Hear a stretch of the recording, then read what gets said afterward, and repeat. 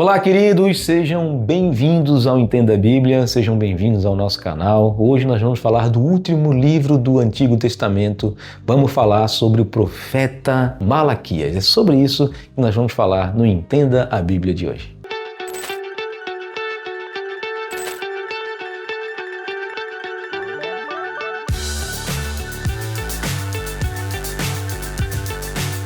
O nome Malaquias significa mensageiro de Deus, ou alguns falam como meu mensageiro, né?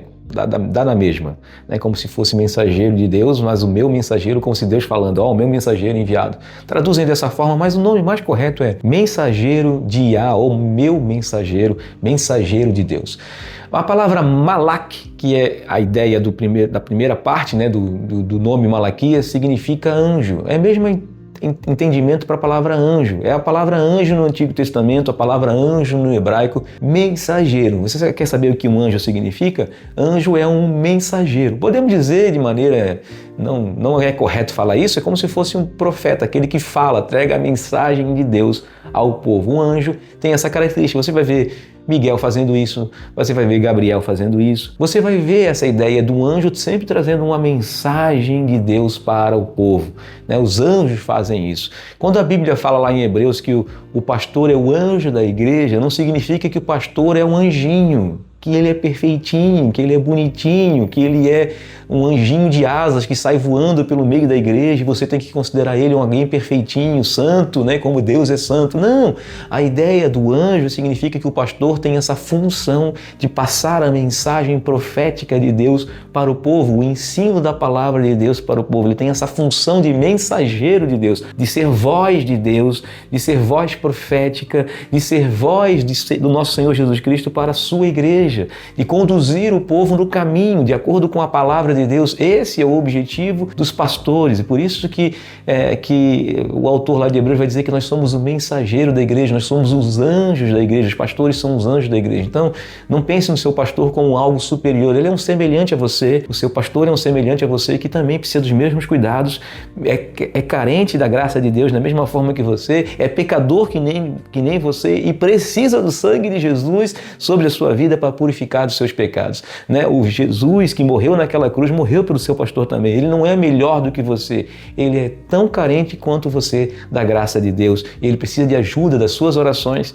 por causa de tudo que ele, também do encargo que ele tem de ser um mensageiro da parte de Deus. Ore por ele, para que ele receba a iluminação do Espírito Santo, para entregar à sua igreja a mensagem que vem do trono de Deus, uma mensagem que vem, que seja de acordo com a palavra de Deus, que não seja uma mensagem que passe por contaminação com os desejos e os anseios carnais dos homens desse mundo, né? Então ore para que isso aconteça. Se ele precisa de arrependimento, porque ele está pregando coisas que vêm do seu próprio coração, ou coisas que o povo gosta de ouvir, isso não é um profeta de Deus, isso é um falso profeta. Aquele que profetiza, aquele que fala coisas que Deus não mandou falar, é um falso profeta. Aquele que fala, mas os seus frutos não são de acordo com a mensagem, também é um falso profeta. Então nós devemos orar por essas pessoas e nós devemos se afastar dessas pessoas. Se você, o pastor, é parecido com uma pessoa assim, como mensageiro de Deus, que ele é mais parecido com um falso profeta, então ele não está entregando uma mensagem de Deus e os seus frutos, apesar de ele estar entregando uma mensagem de Deus muitas vezes,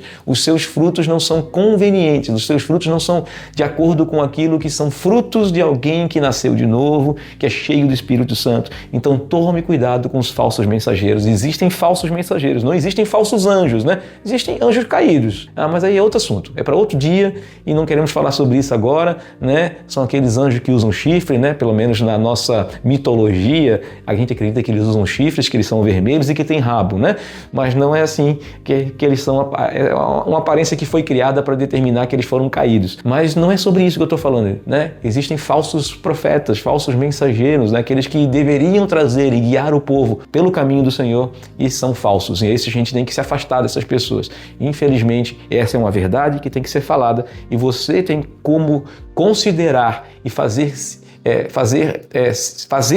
entender que isso é bom para a sua vida, né? Que você é povo de Deus, você tem um pastor sobre a sua vida e isso é bíblico, a Bíblia orienta sobre isso, que você tem líder, alguém que vai entregar uma mensagem de Deus para você, alguém que vai falar da parte de Deus para você, aquele que vai ajudar você a ser guiado pelo caminho, assim como ele vai ajudar a igreja inteira ou parte da igreja que se reúne no lugar onde você se reúne, na comunidade, mas se ele não fala de acordo com a vontade de Deus, ele tem que ser considerado falso, né? Então é um alerta que a gente tem de acordo com o nome de Malaquias. O que significa o nome de Malaquias, né? Malaquias, a palavra Malaque é anjo ou mensageiro, né? Então a ideia de mensageiro de Deus, e assim os pastores também são.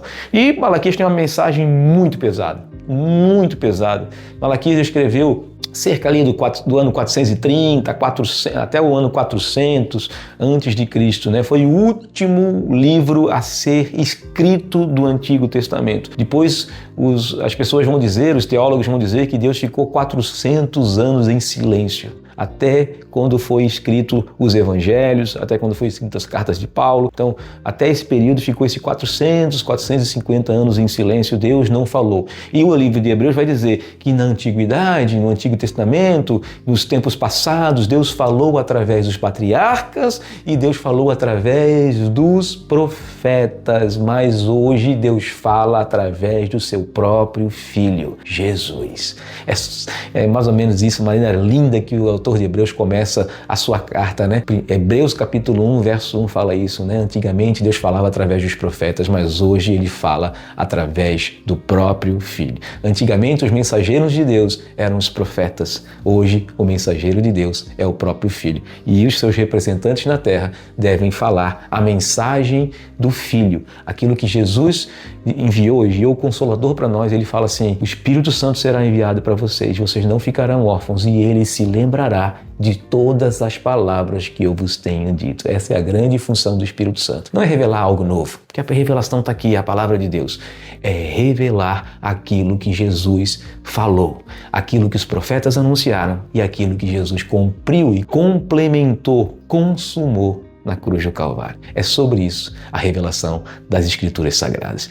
Cristo é o mensageiro de Deus e o Espírito de Cristo em nós também serve como o anjo de Deus. O Espírito fala através de nós, fala através da sua igreja, a voz profética da igreja, né, de falar a mensagem de Deus, de anunciar ao mundo: Cristo virá e com ele o juízo sobre todas as nações da terra. Aqueles que estão em Cristo estão justificados, aqueles que não estão inscritos serão julgados e condenados de acordo com as suas obras. É uma mensagem pesada, assim como a mensagem de Malaquias. Mas um pouquinho mais sobre a mensagem de Malaquias e sobre o peso da mensagem de Malaquias nós vamos falar no próximo vídeo. Até lá, que Deus te abençoe.